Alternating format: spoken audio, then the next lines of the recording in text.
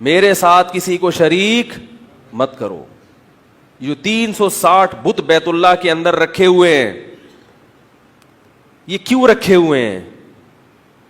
یاد رکھیے, ابو طالب یا دیگر مشرکین مکہ وہ یہ نہیں کہتے تھے کہ یہ بت بھی اللہ ہیں. خوب اچھی طرح سمجھ لیں, شرک کسے کہتے ہیں؟ شرک اسے نہیں کہتے کہ دو اللہ کے آپ قائل ہوں. ایسا شرک اس کائنات میں کبھی بھی نہیں ہوا. ہمیشہ ایک ہی خدا کو مانا گیا ہے. ہمیشہ جب بھی قرآن میں آتا ہے وَلَئِن سَأَلْتَهُم مَّنْ خَلَقَ السَّمَاوَاتِ وَالْأَرْضِ لَيَقُولُنَّ اللَّهُ, ان سے جب پوچھا جائے کہ کس نے آسمانوں اور زمین کو بنایا تو مشرکین کہتے ہیں کہ کس نے بنایا؟ اللہ نے بنایا. آج بھی جو مشرک ہے نا, ان سے آپ پوچھیں کہ اس کائنات کا بنانے والا کون ہے تو وہ کیا کہیں گے؟ اللہ. ایک خدا ہے, کوئی گاڈ کہے گا اس کو, کوئی بھگوان کہے گا, کوئی اللہ کہے گا, لیکن مانتے کس کو ہیں؟ ہندو بھی کس کو مانتا ہے کہ بنانے والا کون ہے؟ ایک. تو یہ جو شرک ہوا ہے نا, شرک یہ کس نوعیت کا ہوا ہے اس کو سمجھیں. شرک یہ ہوا ہے کہ اللہ نے سب کچھ بنایا, سارے اختیارات کس کے پاس ہیں؟ اللہ کے پاس ہیں, لیکن اللہ نے اپنی عطا سے فلاں کو بھی فلاں اختیار, بولو بھائی, دے دیا ہے. سارے نہیں, کچھ اختیار اللہ نے اس کو دے دیے ہیں, کچھ اس کو دے دیے ہیں. نہیں آ رہی بات؟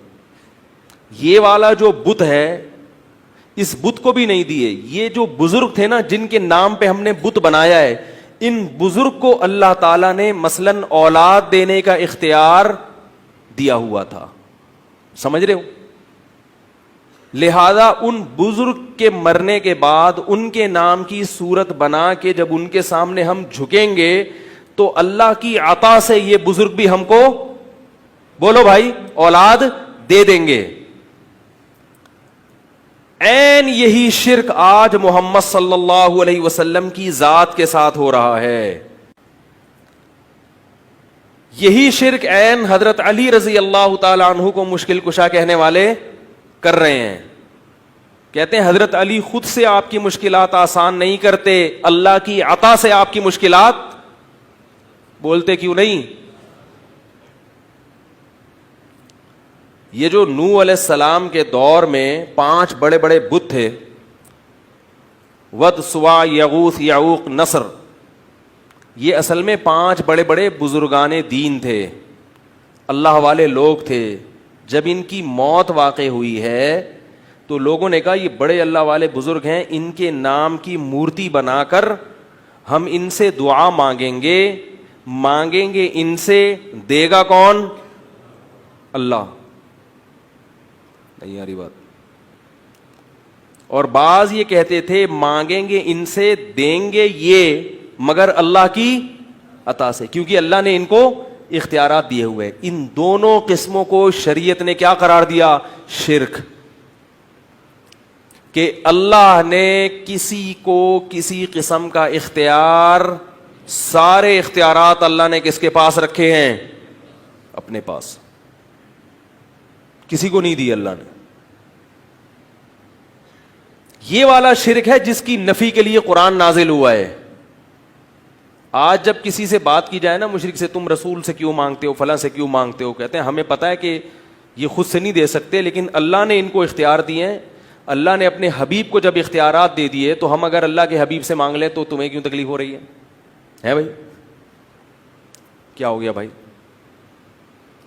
تو بھائی یہی تو وہ شرک تھا جو کون کیا کرتا تھا؟ مشرکین مکہ کرتے تھے.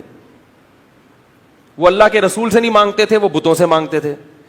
تو اللہ نے یہ نہیں کہا کہ ہم بت کے پاس, اللہ نے کہا میرے سوا کسی کے پاس اختیارات نہیں ہیں. اب یہاں لوگ سوال پوچھتے ہیں کہ واہ بھائی واہ, پولیس کے پاس تو اختیارات ہیں آپ کی مدد کرنے کے ہیں بھائی, ڈاکٹر کے پاس اختیارات ہیں آپ کو اولاد دینے کے, بے اولاد لوگ ڈاکٹر کے پاس جاتے ہیں نا, کیا خیال ہے؟ تو کیا اللہ کے نبی کے پاس نہیں ہو سکتے ہیں بھائی؟ یہ موضوع میرا ابھی توحید مقصد نہیں ہے, جلدی سے اس کو سمیٹ کے میں اسٹیشن درمیان میں آتے رہتے ہیں. اصل میں ادھورا چھوڑ دو نا, پھر مجھے پتا ہے فیس بک پہ گالیاں آنا شروع ہو جاتی ہیں, برا بلا ابے اس کو, جب پولیس کے پاس اختیارات ہے تو نبی کے پاس کیوں نہیں ہے, یہ اس طرح کے آ جائیں گے. اصل تو میں آ رہا ہوں اب. تو بعض دفعہ ایسا ہوتا ہے نا کہ کہیں سے جا رہے ہیں تو راستے میں اسٹیشن اتنا اچھا لگا کہ چلو یہیں اتر جاؤ یار, کیا خیال ہے, ایسا بھی ہوتا ہے نا. تو یاد رکھو پولیس جو مدد کرتی ہے وہ اسباب کے تحت کرتی ہے. اسباب کے تحت تو سب کے پاس سب کچھ, ہر قسم کے اختیارات ہیں, اور وہ صرف نبی کے پاس نہیں ہیں اسباب والے. آپ خود مانتے ہیں کہ وہ کس کے پاس ہیں, پولیس کے پاس بھی ہیں.